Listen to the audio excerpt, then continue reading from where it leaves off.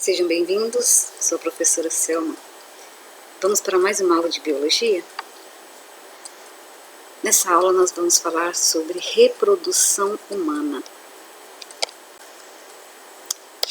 O milagre da vida do ser humano.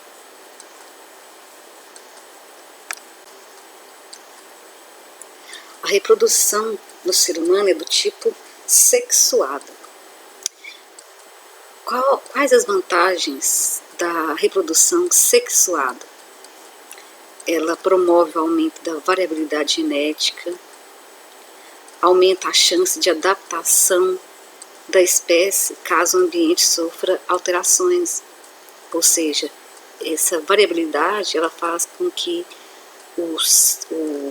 a espécie se adapte às diversidades ambientais. A reprodução sexuada também permite a evolução das espécies para novas formas. Há espécies que viveram no planeta Terra, lá na época dos seres humanos primitivos, homens das cavernas, eram diferentes das atuais, do Homo sapiens sapiens atual. Então, acontece ao longo dos anos aí a evolução das espécies, né? E essa evolução e essa variabilidade, ela se deve ao fenômeno chamado crossing over, lá na divisão celular para formar células reprodutoras, no caso do ser humano, célula reprodutora feminina, o óvulo, e a reprodutora masculina, o espermatozoide. Quais as desvantagens da reprodução sexuada para uma espécie? Ela gasta muita energia para formar os gametas, para o ato sexual, para a competição do parceiro sexual. Essas são as desvantagens da reprodução sexuada. Reprodução, reproduzir, dá origem a novos indivíduos. No caso do ser humano, dá origem aos filhos. Nos outros animais, aos filhotes, para que haja a perpetuação da espécie aqui no planeta Terra, a sobrevivência da espécie humana no planeta Terra. Sendo assim, para falarmos de reprodução humana, vamos estudar nessa aula, então, o sistema reprodutor masculino e feminino, também chamado de aparelho reprodutor masculino, ou sistema genital masculino e sistema genital feminino. Vamos começar aqui então estudando o sistema genital masculino. Vamos ver a composição, as estruturas que compõem o aparelho reprodutor masculino. Vamos começar então a ver as estruturas que compõem o aparelho reprodutor masculino através dessa primeira estrutura aqui, que é o escroto. Essa bolsa de pele aqui, ó, também chamada de saco escrotal, ou bolsa escrotal, ou simplesmente escroto. A função dessa bolsa de pele é armazenar e proteger os testículos, isso aqui, que são as gônadas masculinas, que vão produzir a célula reprodutora masculina, que é o espermatozoide.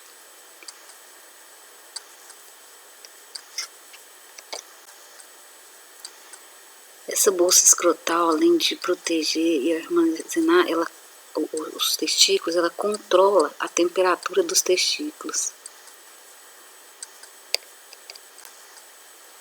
Quando a temperatura aumenta, a bolsa de pele, a bolsa escrotal distende, aí diminui a temperatura interna dos testículos.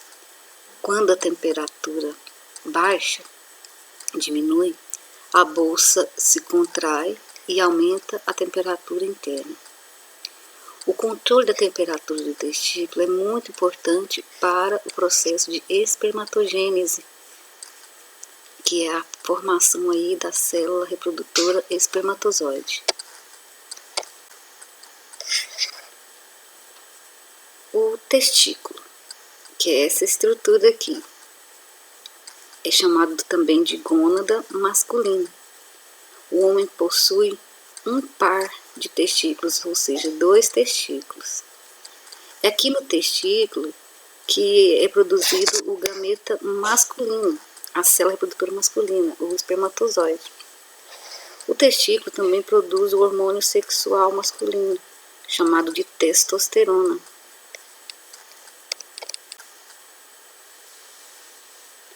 Esse hormônio, a testosterona, é o principal hormônio sexual masculino. Ele é responsável por regular a fertilidade, a massa muscular, a distribuição de gordura e também a produção de glóbulos vermelhos.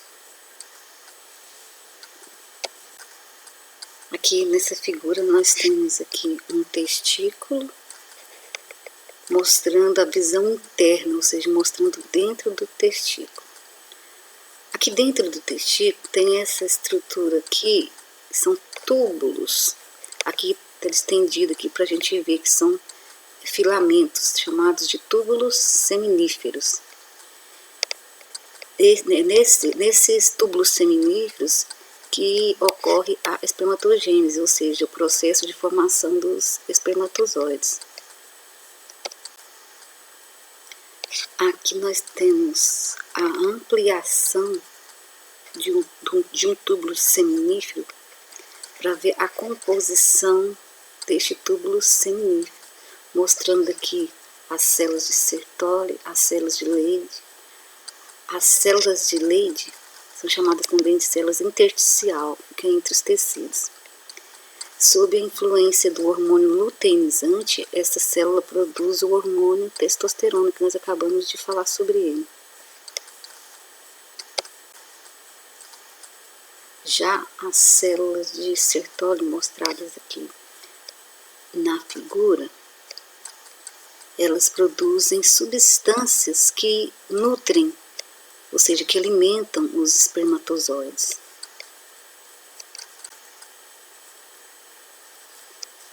Aqui nós temos essa estrutura aqui, denominada epidídimo. Então, os espermatozoides são produzidos aqui nos túbulos seminíferos e depois eles são encaminhados daqui do túbulo seminífero, aqui dos túbulos seminíferos, eles são encaminhados agora para essa região aqui no testículo, denominada epidídimo, que é o local onde os espermatozoides vão amadurecer e serão armazenados aqui para serem disponibilizados depois no momento da ejaculação, liberação desse espermatozoide para o meio externo aí. Aqui então nós temos o espermatozoide, que é a célula reprodutora masculina. Aqui nós temos a estrutura do espermatozoide. O espermatozoide ele possui a cabeça, que é essa região aqui, cabeça, com um pronúcleo masculino haploide e com essa região aqui chamada acrosoma, que é um capuz formado por vesículas do complexo de Golgi, que contém enzimas que permitirão o espermatozoide perfurar a camada do óvulo, ou chamado ovócito 2, mais apropriado aí, no momento da fecundação. Aqui, essa região do espermatozoide é chamada de peça intermediária. Aqui nessa região, as organelas centríolas, né, estão dispostas no polo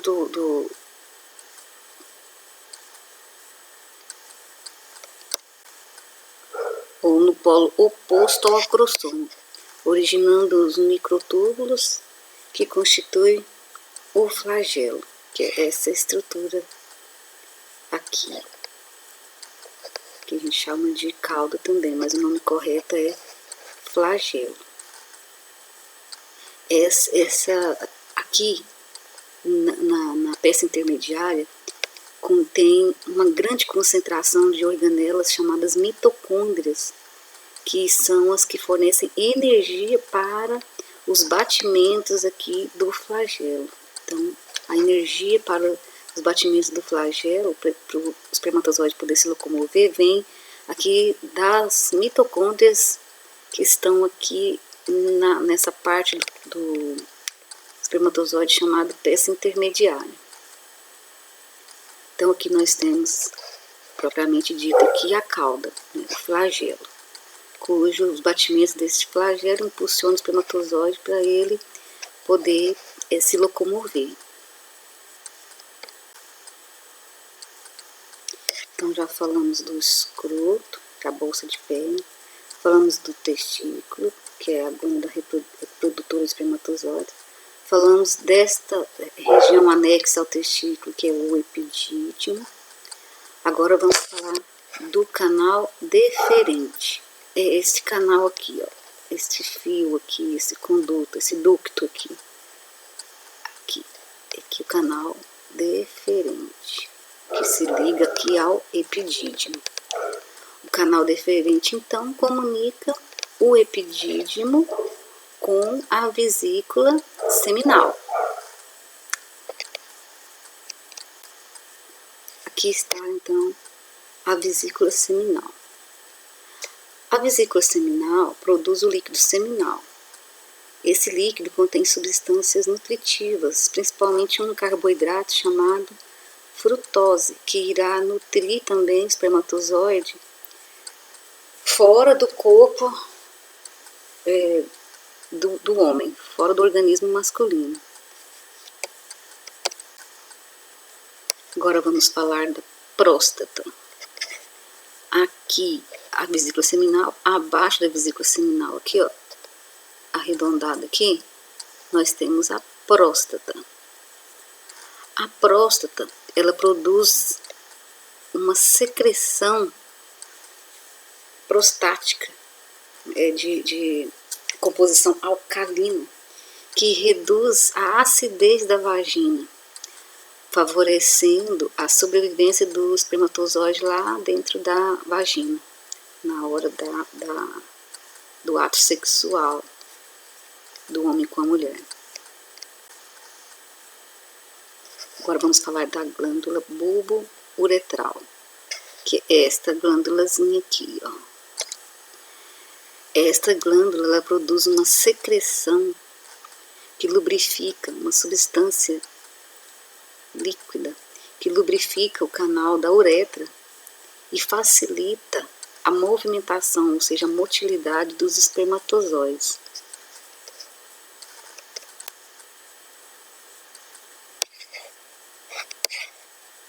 A uretra. A uretra é este canal aqui, que ela é comum tanto para o sistema urinário, por onde o homem elimina a urina, e para o sistema reprodutor, é onde o homem vai eliminar o esperma através da ejaculação, eliminar o esperma e ir para o meio externo. Então a uretra tem função então, no sistema urinário e no sistema reprodutor. Aqui então nós temos o pênis. O pênis é o órgão copulador masculino, é ele que vai atuar no ato sexual, juntamente com a mulher. Quando o pênis é estimulado, ele se torna ereto devido à entrada de sangue em seu interior. A entrada de sangue aqui nesses tecidos aqui, chamados de corpo esponjoso e corpo cavernoso, que nós vamos ver abaixo, mais adiante. Então aqui nós temos o pênis. Vamos fazer um corte aqui transversal para vermos dentro do pênis. Então dentro do pênis tem esse tecido chamado aqui de corpo cavernoso. Duas regiões aqui, o corpo cavernoso. Próximo a ele tem uma artéria. E aqui nós temos a outra região aqui chamada de corpo esponjoso. Então, nesses dois corpos cavernosos e esponjosos é que vão encher de sangue quando o homem está com a sensibilidade para o ato sexual e promover assim a ereção do pênis. Aqui no pênis tem essa porção dilatada aqui, que é chamada de glande. Essa região aqui, a glande, ela possui grande sensibilidade ao estímulo sexual. Aqui a glande nessa imagem e aqui a glande nessa imagem aqui. É a parte dilatada aqui do pênis.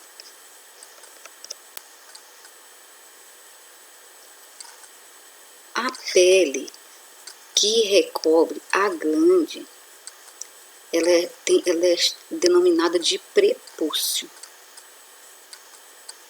Quando esta pele ela cobre a glande, igual está mostrando aqui está a glande e aqui está a pele cobrindo a glande. Quando a glande não consegue ficar exposta devido ao estreitamento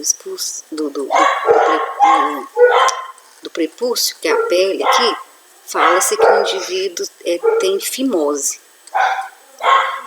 Esta fimose, ela não é ideal. Ela prejudica o bom funcionamento aí na hora do ato sexual, funcionamento do pênis. Então, os médicos orientam as mães de filhos, homens, desde o início, desde o nascimento, ao dar banho neles, e lavar e puxar essa pele bem de leve para não deixar ela ficar estreita, não deixar ela grudar aqui, para poder liberar a glande. Agora, quando essa pele não é liberada, tem que fazer um procedimento cirúrgico chamado de circuncisão ou também chamado de postectomia, para poder liberar essa pele aqui, para a glande ficar exposta. O processo de produção de espermatozoide é denominado de espermatogênese, e como nós já vimos, ocorre aqui no testículo. Então aqui nós temos a figura do testículo, aqui dentro da bolsa escrotal, e a figura aqui do epidídimo. Ampliando aqui epidídimo e testículo, nós temos agora aqui os túbulos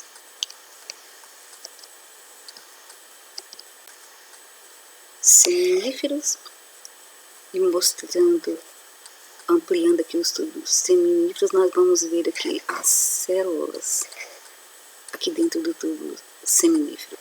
Tem uma célula chamada espermatogônio. É essa célula espermatogônio que vai dar origem ao espermatozoide, onde essa espermatogônia, aqui no processo então da espermatogênese, ou seja, a formação dos espermatozoides, essa espermatogônia é uma célula diploide, que vai passar pelo processo de meiose, onde uma célula vai dar origem a 4 células com material genético diferente. Essas espermatogônias, então, primeiramente elas vão passar originar o espermatócito primário, que ainda é diploide, e agora o espermatócito primário vai originar o espermatócito secundário, que agora já são as espermátides, que são as haploides, que vão maturar dá origem aos espermatozoides, que são haploides também. Nós vimos isso na aula de divisão celular. Então, a espermatogênese é a formação dos espermatozoides. Essa espermatogênese, ela é um período, então, de multiplicação das espermatogônias.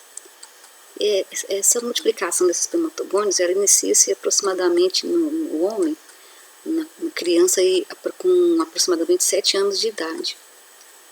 E inicia-se na puberdade, sob o estímulo da testosterona, a formação dos espermatócitos primários. Aí ocorre a meiose e a formação de 4 espermátides. Aí a formação de 2 espermatócitos secundários por meiose 1 e 4 espermátides pela meiose 2. Esse processo de espermatogônia, espermatócito primário, secundário, até virar espermatozoide, é chamada de diferenciação das espermátides com a consequente formação dos espermatozoides, que são as células reprodutoras masculinas. Agora nós vamos falar do sistema reprodutor feminino. Primeiro nós vamos falar das estruturas externas do sistema reprodutor feminino, também chamado sistema genital feminino. Então aqui nós temos esta figura aqui, a parte externa do sistema reprodutor feminino. Nós temos aqui grandes lábios, aí aqui abaixo nós temos pequenos lábios, aqui nós temos o clitóris, aqui nós temos a abertura, também chamada orifício da uretra, onde sai a urina, e aqui nós temos a abertura da vagina, também chamado ósteo da vagina, que é onde vai sair a menstruação, onde vai possibilitar a mulher ter a relação sexual, onde o pênis vai adentrar.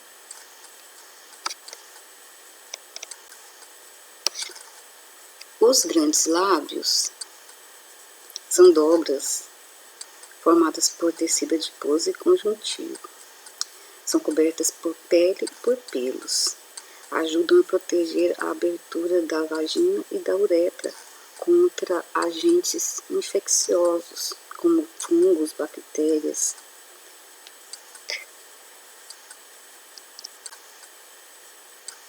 Os pequenos lábios são 2 pregas finas constituídas de mucosa que se localizam no interior dos grandes lábios.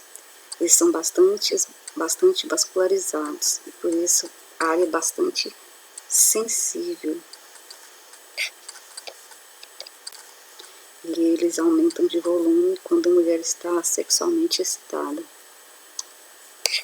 O clitóris é constituído de um tecido erétil e possui inúmeras terminações nervosas e por isso tem função importante no prazer sexual feminino. Agora vamos ver o sistema reprodutor feminino interno.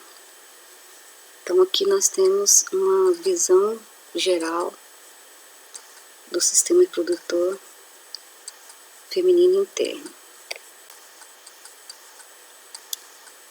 Voltando aqui, eu esqueci de falar.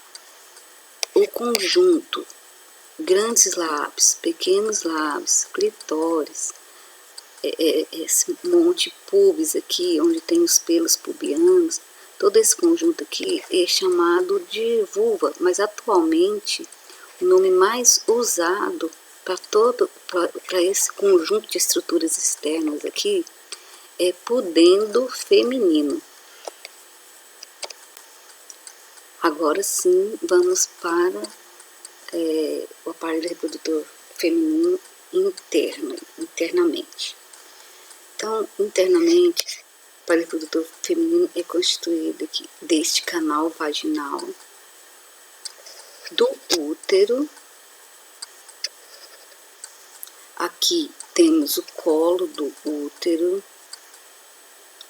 Aqui, partindo do útero, nós temos tuba uterina, duas tubas uterinas, lado esquerdo e lado direito, e dois ovários, lado esquerdo e do lado direito. O útero é constituído por músculos denominados aqui, ó, músculo interno denominado endométrio, e acima do endométrio o músculo é chamado de miométrio. Quando a maioria das mulheres, antes da relação sexual, possuem essa estrutura aqui, que é o ímen, nós vamos ver mais abaixo. Algumas, depois da relação sexual, conservam ainda esse ímen, mas a maioria só antes da primeira relação sexual, do rompimento desse ímen aqui. Então tá aqui. O ímen, ele é uma película que delimita a entrada da vagina. A função dele é proteger contra infecções na infância. E geralmente ele é rompido no primeiro ato sexual. Em algumas mulheres ele não é rompido assim, totalmente, então ele fica ainda nas mulheres, mas não com a mesma proteção que ele tinha aqui antes de ser rompido, chamado ímen complacente. E é bom recordar que este ímen, ao ser rompido, em algumas mulheres ocorre um sangramento e em outras não ocorre esse sangramento. A vagina. A vagina é esse canal aqui, que se comunica com o útero. A vagina, ela possui aproximadamente 10 centímetros de comprimento. Isso varia de mulher para mulher. Umas têm menos, tamanho é menor, e outras é maior um pouco, igual no homem. O pênis do homem, uns diâmetros maiores, comprimentos maiores, outros comprimentos menores. E a vagina, ela dilata-se durante o parto e também no ato sexual.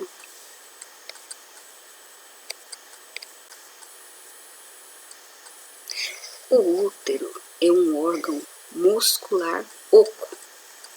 Ele se expande durante a gravidez. O miométrio, como nós vimos aqui, é um tecido muscular. E o endométrio é um tecido que forma a mucosa que reveste aqui dentro do útero. É no endométrio que ocorre a nidação. O que é a nidação? É a fixação do embrião aqui no útero. Aqui, o colo do útero. O colo do útero é chamado também de cérvix. É a porção mais estreita do útero. Essa região no colo do útero, ele é a região aqui do útero que pode ser acometido pelo vírus HPV, que nós iremos ver depois quando formos falarmos das ISTs ou DSTs, que são as doenças sexualmente transmissíveis. Então agora nós vamos ver mais um pouco sobre as tubas uterinas. Antigamente era denominada de trompa de falópio. Hoje nós utilizamos tuba uterina. São as tubas uterinas que se comunicam com as glândulas femininas, que são os ovários. Essa tubo uterino comunica os ovários ao útero. A tuba uterina ela possui 3 regiões, denominadas terço distal, terço médio e terço proximal, que nós iremos ver agora no próximo slide. Aqui, a parte da tuba uterina chamada terço proximal, que fica mais perto aqui do útero, terço medial no meio e terço distal, fica mais longe do útero. Nessa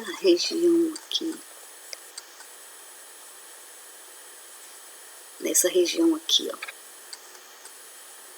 denominada terço distal da tuba uterina, é que vai acontecer a fecundação, ou seja, o encontro da célula reprodutora masculina, o espermatozoide, com a célula reprodutora feminina, o óvulo.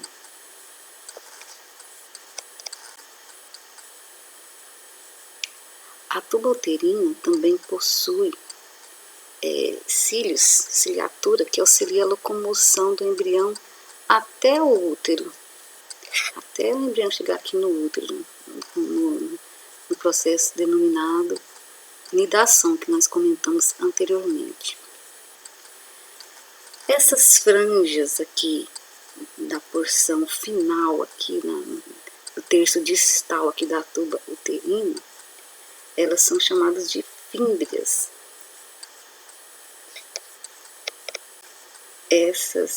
Essas fímbrias, elas se movimentam conduzindo o ovócito, ou seja, o óvulo que foi produzido aqui no ovário, para o interior aqui da tuba uterina.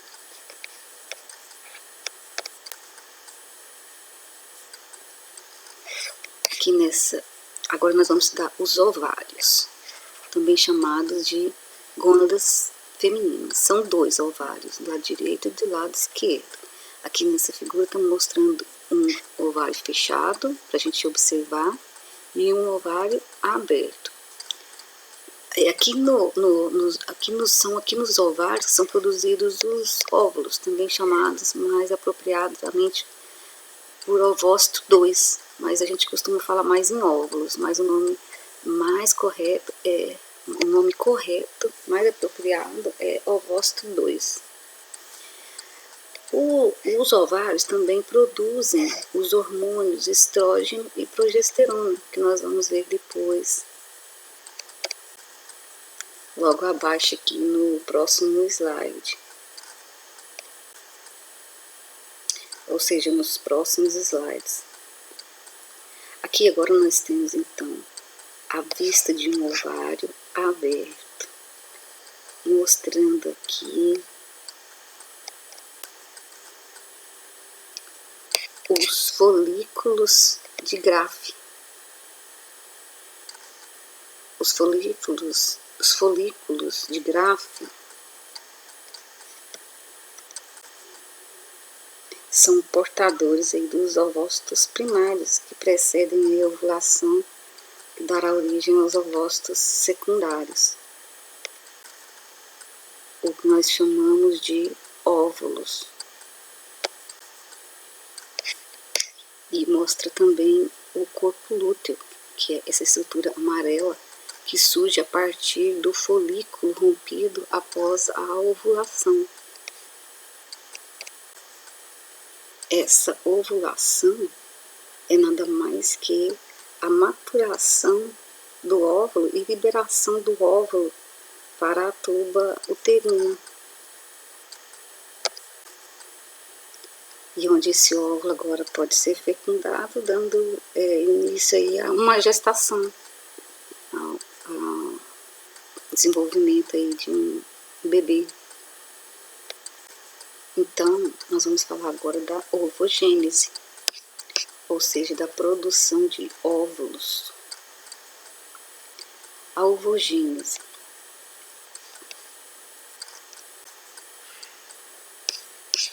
ela ocorre na mulher do período dela de feto, ainda dentro da barriga da mãe dela.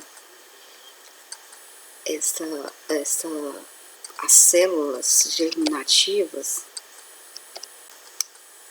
que estão lá nos folículos de Graafi, elas vão passar por divisões mitóticas e formar as células chamadas ovogônias. As ovogônias, elas são diploides, tem material aí genético do pai e da mãe, da menina que está lá sendo gerada no ventre da mãe dela. Essas ovogônias, no período chamado período germinativo, vão passar por processo de mitose e originar 4 ovogônias também diploides. Aí já no período de crescimento, que já acontece agora lá no estágio, que permanece agora até a puberdade, as ovogônias aumentam de tamanho e se transformam em ovócitos primários, no chamado período de crescimento. Agora a próxima fase é o período de maturação, que se inicia lá na puberdade. Aproximadamente, cada menina aí aproximadamente varia entre 9 anos, 10 anos de idade, 11, 12, 13, 14, 15 anos de idade. Vai variar de menina para menina. Onde esse ovócito primário, ou seja, derivado dessa ovogônia, vai passar agora para o processo de meiose. O ovócito primário, então, é diploide, vai passar, derivado aqui da ovogônia, vai passar pelo processo de meiose e vai formar 4 óvulos, sendo que desses 4 óvulos, 3 deles é chamado de corpúsculos polares, que são óvulos inativos. Então, dos 4 óvulos produzidos, um só que vai ser funcional, os outros vão se desintegrar. Não tem utilidade na reprodução. E lembrando que o óvulo é haploide, tem só o material 23 cromossomos aqui, para depois juntar lá com o espermatozoide do homem e formar a célula diploide, que é a célula ovozigoto, que vai dar origem aí ao desenvolvimento aí por mitose para formar um ser humano. Vamos só recordar, lá na espermatogênese, ou seja, na produção dos espermatozoides, vão ser formados lá 4 espermatozoides, todos funcionais. Aqui, na mulher, dos 4 óvulos formados aí por meiose, um só é funcional. Agora eu vou encerrando esta aula aqui para fazer uma segunda videoaula, que é reprodução humana parte 2, onde eu vou falar de ciclo menstrual e de métodos contraceptivos aí. Então até lá, segunda parte da reprodução humana.